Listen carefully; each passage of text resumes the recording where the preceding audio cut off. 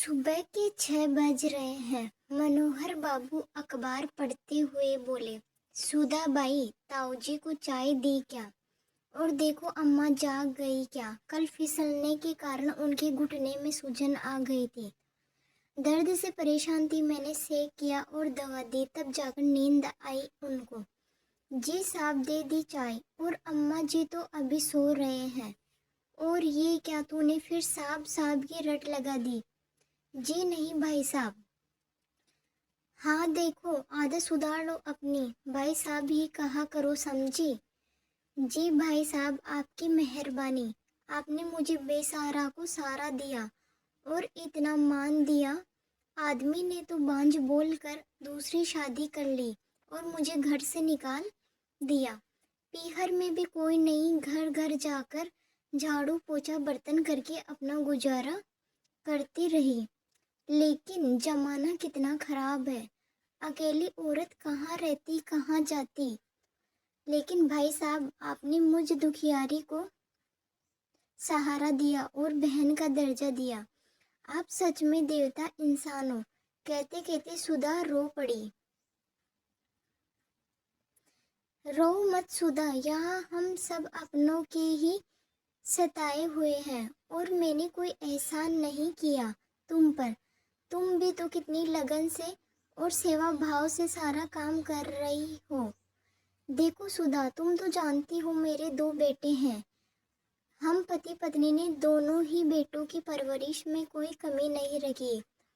दोनों को अपने खून पसीने की कमाई से पढ़ाया लिखाया, काबिल बनाया, खुद के लिए कुछ नहीं बचाया। ये सोच कर कि ये हमारे बुढ़ापे की लाठी बनेंगे। आज दोनों ही विदेश में रहते हैं, खूब अच्छा कमाते हैं, बड़े अच्छे से रहते हैं। उनके विदेश जाने के बाद यहाँ हम पति पत्नी दोनों अकेले रहते थे। लेकिन अचानक एक दिन वो चल बसी और मैं बिल्कुल अकेला रह गया। बेटा आना नहीं चाहते और मुझे भी अपने साथ रखना नहीं चाहते।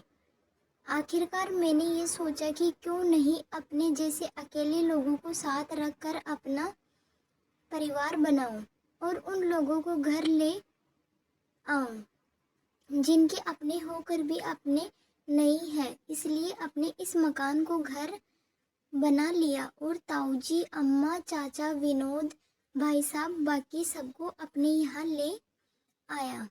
कहने को इनसे मेरा कोई रिश्ता नहीं है, लेकिन अब तो इनको ही अपना परिवार बना लिया है। अब हम सब एक दूजे के लिए हैं। जिन बच्चों को हम अपने बुढ़ापे का सहारा समझकर पालते पोसते हैं, उंगली पकड़ कर चलना सिखाते हैं, वही बड़े होकर हमें अनाथों की तरह या तो अकेला छोड़ जाते हैं या अनाथ आश्रम में भेज देते हैं। अच्छा, अब तुम जाओ, अपना काम करो और जब सब लोग जाग जाए तो चाय बना लेना। जी भाई साहब, बोलकर सुधा चली गई और तभी फोन की घंटी बजी। बेटे का फोन था। हेलो पापा, गुड मॉर्निंग। और क्या कर रहे हो? क्या हाल है आपके? आजकल तो फोन भी नहीं करते हो, क्या बात है? और कब आ रहे हो यहाँ? 15 दिन के लिए तो आ जाओ। टिकट वीज़ा भेज देता हूँ, आपको यहाँ कोई परेशानी नहीं होगी।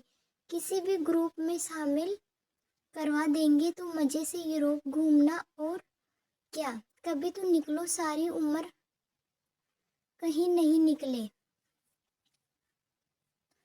नहीं बेटा, अब नहीं आ सकूँगा। अब यहाँ मेरा भी परिवार है जिसे छोड़कर नहीं आ सकता। और मनोहर बाबू ने फ़ोन काट दिया। तो दोस्तों, ये कहानी आपको कैसी लगी? अच्छी लगी हो तो प्लीज़ लाइक शेयर कमेंट करें और चैनल को ज़्यादा से ज़्यादा सब्सक्राइब करें।